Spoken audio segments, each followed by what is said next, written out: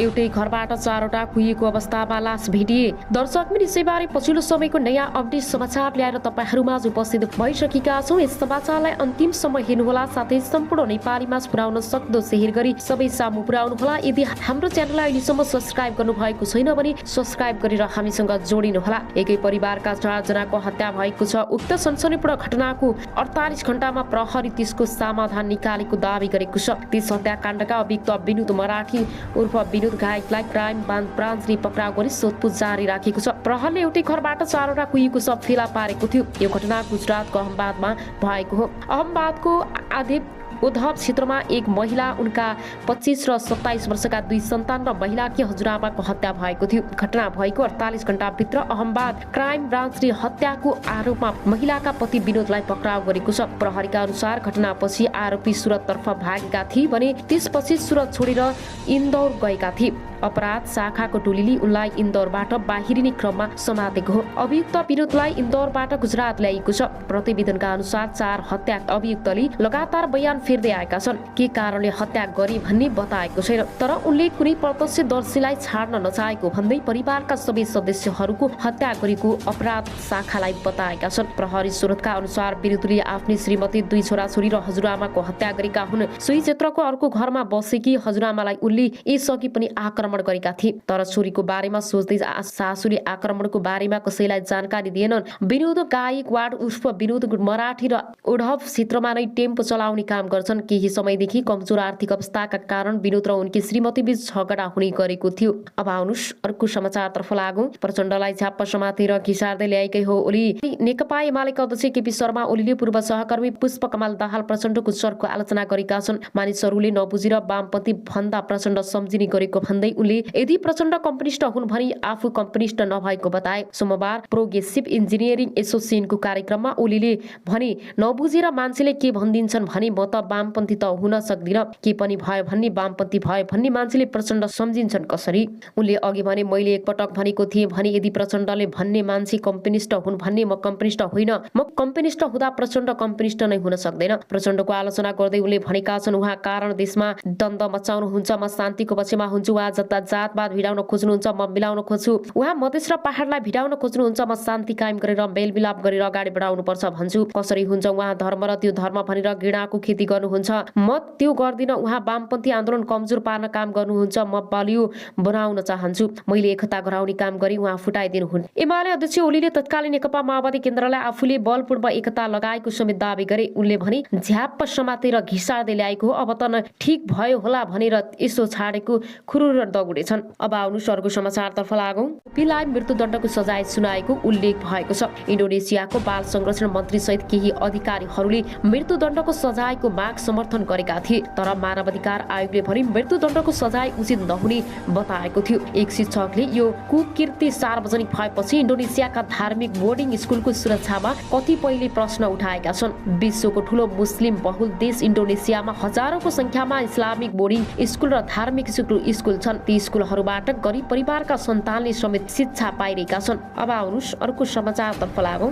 प्रधानमन्त्रीले प्रकाशित गरेको 101 दिनको विवरणमा सूची नक्सा हटाइयो। भौगोलिक अखण्डता प्रतिको यो खेलबाडकी साधारण कुरा हो। ओलीले भने, हिजो मात्रै दिल्ली स्थित नेपालको दूतावासमा टाँसिएको नक्सामा त्यहाँ नेपालको चुच्चे नक्सा राखिएको छ, चुच्चे नक्सा हटाएको छ। योभन्दा राष्ट्रिय दलाली, योभन्दा राष्ट्रको गौरव र शिर निहुराउने, योभन्दा लज्जाजनक कुरा के छ? एमालेका पछिल्ला कार्यक्रममा अध्यक्ष ओली नेकपा माओवादी केन्द्र र नेकपा एकीकृत समाजवादीसँगै नेपाली कांग्रेस र प्रधानमन्त्री देउबामाथि पनि आक्रामक देख्न थालेका छन्। प्रतिपक्षी दलका नेता ओली आखिर किन आक्रामक बन्दैछन्? राजनीतिक विश्लेषणहरू आगामी दिनमा आक्रामकता झनै बढ्ने बताउँछन्। उनीहरूले आसन्न चुनावमा एमाले र कांग्रेस बीच सीधा प्रतिस्पर्धा भएका कारण ध्रुवीकरण गराउन खोजेको बताउँछन्। कांग्रेस प्रत्यक्ष रूपमा प्रतिद्वन्दी हो। 750 स्थानीय तहमध्ये कांग्रेस र एमाले बीच 500 भन्दा बढी स्थानमा सीधा प्रतिस्पर्धा हुन्छ। त्यस स्थानीय तहका कांग्रेस र एमाले मध्ये एउटा पहिलो, अर्को दोस्रो हो। राजनीतिक विश्लेषक पुरजन आचार्यले भने, सीधा प्रतिस्पर्धा हुने ठाउँमा यसपटक कांग्रेसले बाजी मार्ने अवस्था छ। कम्युनिस्ट फुटेको कारण त्यस्तो अवस्थामा भएको हो। त्यसैले ओली एन्टी कांग्रेस विरोधी भावना उत्पन्न गराएका चुनावलाई ध्रुवीकरण गराउन चाहनुहुन्छ। गत स्थानीय तहको चुनावमा 294 स्थानीय तहको प्रमुख र 333 प्रमुख जित्दै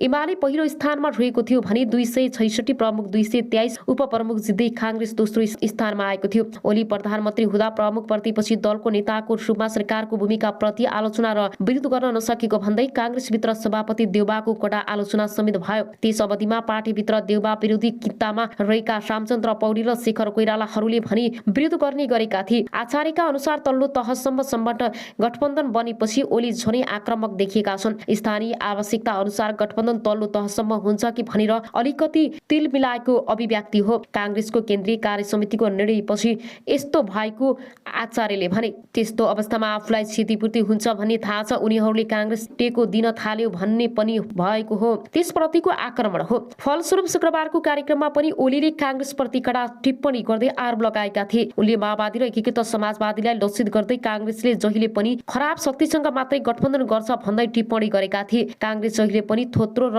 पत्रु तत्त्वहरूसँग मात्रै एकता गर्छ र काङ्ग्रेसले जहिले पनि राष्ट्रियता विरोधी र लोकतन्त्र विरोधी शक्तिसँग एकता गर्छ। शत्रुसँग घाँटी जोड्न ओलीले भनेका थिए बिग्रिएका सडे गलेका बिउका माल लोकतन्त्र विरोधीसँग घाँटी जोड्ने अहिले होस् कि अहिले होस् काङ्ग्रेसको जात नै त्यस्तै हो। 2077 फागुनमा तत्कालीन नेकपा र गत भदौमा एमाले विभाजित भएपछि पुष्पकमल दाहाल र माधव कुमार नेपालप्रति पनि ओली पनि बढी आक्रामक देखिँदै आएका थिए। उनको आरोप छ गालीको निशाना अहिले काङ्ग्रेस र प्रधानमन्त्री देउबा बनेका छन्। गत मंगलबार काङ्ग्रेसको केन्द्रीय कार्य समितिको बैठकको 5 दलीय सत्तारूढ गठबन्धनलाई तल्लो तहसम्म लैजाने र स्थानीय चुनावमा तालमेल गर्ने निर्णय गरेको भोलिपल्ट नै अर्थात् चैत 16 मा भक्तपुर आयोजित कार्यक्रम बोल्दै ओलीले गठबन्धन गर्छौं भनेका छन्। गठबन्धन सजिलै छैन। भोलि लोभी पापीहरूको गठबन्धन कति गाह्रो होला विचार गर्नुस् त ओलीले भनेका छन्। चुनाव नजिकै गर्दा ओली यसरी आक्रामक बन्नुको पछाडि गठबन्धन नै रहेको ठान्छन्। त्रिभुवन विश्वविद्यालयका प्राध्यापक खड्ग केसी पनि आसन्न स्थानीय तह चुनावमा प्रमुख प्रतिस्पर्धा हुने भएकाले काङ्ग्रेसप्रति उनी बढी आक्रामक भएको केसीको बुझाइ छ। छुटिएर गएका दुई नेता र पार्टीमाथि आक्रामक छँदैछ। पछिल्लो समयमा काङ्ग्रेस र देउवामाथि प्रहार हुनुमा आगामी चुनावमा मुख्य प्रतिस्पर्धा हुने शक्तिको कारण भएको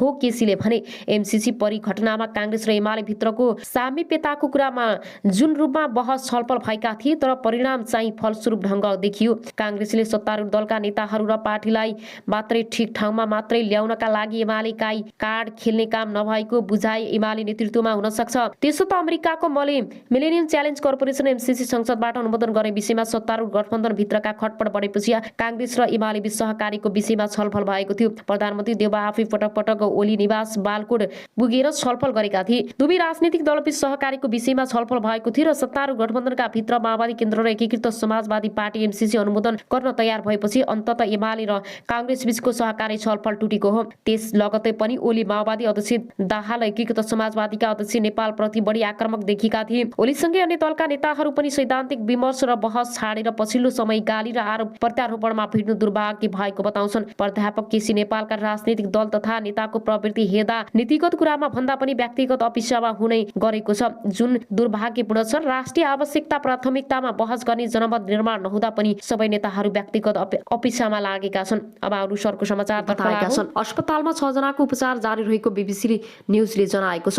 मिचु आकनको सार्वजनिक सुरक्षा सचिवको कार्यालयको हत्याको कारण नखुलेको र अनुसन्धान जारी रहेको जनाएको छ। मिचु आकन र त्यसको छिमेकी कुआनाजुआतो मेक्सिनको सबैभन्दा बढी हिंसा हुने क्षेत्रको रूपमा चिनिन्छ। लागु औषध कारोबार र अन्य अवैध गतिविधिका कारण विभिन्न समूहबीच झडप हुने गर्दछ। गत महिना मात्रै मिची आकनमा भएको एक आक्रमणमा 17 जनाको मृत्यु भएको थियो। मिचु आकन विश्वमा सबैभन्दा बढी एभोकाडो उत्पादन हुने क्षेत्रको रूपमा पनि चिनिन्छ। गत महिना त्यही कार्यरत एकजना अमेरिकी निरीक्षक माथि सुरक्षा खतरा आएको भन्दै अमेरिकाले एभोकाडो निर्यातमा रोक लगाएको थियो। अब आउनुहोस् अर्को समाचारतर्फ लागौं। पार्टीलाई कमजोर बनाउनेहरू बाहिरीदार राम्रो प्रकाशमान। नेपाली काङ्ग्रेसका नेता प्रकाशमान सिंहले काङ्ग्रेसभित्र बसेर काङ्ग्रेसलाई नै कमजोर बनाउनेहरू पार्टीमा बस्नुभन्दा बाहिरीदार राम्रो हुने बताएका छन्। आज नयाँ बानेश्वरमा आयोजित एक कार्यक्रममा उनले पार्टीको निर्णय सबैले माग्नुपर्ने भन्दै निर्णय माग्नेहरूलाई पार्टी छाड्न भनेका हुन्। चुनावमा गठबन्धन गर्ने निर्णयप्रति असन्तुष्ट नेता कार्यकर्ताहरूलाई लक्षित गर्दै उनले सो साधारण राखेका हुन्। काङ्ग्रेस केन्द्रीय समिति बैठकको आगामी चुनावमा गठबन्धन गर्ने निर्णय गरे पनि शेखर कोइराला पछिका केही नेताहरूले गठबन्धन गर्न नहुने बताउँदै आएका छन्। कार्यक्रममा नेता सिंहले यसपटक चुनावमा काङ्ग्रेसका नेता कार्यकर्ताको गतिविधिको एक हिसाब हुने समेत बताएका छन्। विगतका निर्वाचनमा पनि अन्तर्घात हुने गरेको थियो। अन्तर्घात गर्नेहरूलाई काङ्ग्रेसले कारबाही समेत गरेको थियो। अब आउनु सरको समाचारतर्फ लागौं। बालुवाटारको राखी कूटनीतिक दिल्ली मुख्यालयसम्म पुगेको छ। काङ्ग्रेसले भारतीय सेना नेपाल भित्र आएर देशभक्तको टाउको कटाएको थियो। ओली नेकपा एमालेका अध्यक्ष केपी ओलीले तत्कालीन नेपाली काङ्ग्रेसले भारतीय सेनालाई नेपाल भित्र देशभक्तहरूको टाउको कटाएको आरोप लगाएका छन्। तत्कालीन कांग्रेस सरकारले भीमदत्त पन्त लगायतका शहीदहरूको हत्या गरेको उनले जिकिर गरेका थिए। साथै विद्यार्थी आन्दोलन दबाउन बीपी कोइराला गृह मन्त्री छँदा दमन गरेको र गोली हानेको भन्दै उनले कांग्रेसले विद्रोही विदेशी सेनाको प्रयोग गरी देशभक्तहरूको हत्या गरेको आरोप लगाएका हुन्। उनले भनेका छन्, कांग्रेसले भारतीय सेना बोलाएर देशभक्तको टाउको कटाएको थियो, कांग्रेसले विदेशी सेनालाई बोलाएर देशभक्तको टाउको कटाएको थियो भन्दा नराम्रो लाग्छ भन्ने यो सबै नेपाली कांग्रेसले गराएको थियो। तर के गर्नु, नेपाली कांग्रेस यस्तै हो। शुक्रबार अनिराव विश्वको कार्यक्रममा